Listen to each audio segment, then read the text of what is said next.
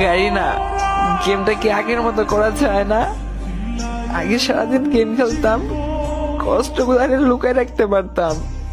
আর এখন গেমটা কেমন জানি হয়ে গেছে। আগে সারাদিন খেললে আর আমার সময় চাইতো না, আর এখন 1 ঘন্টা খেলতে পারি না, বাইরে হয়ে যেতে মন চায়।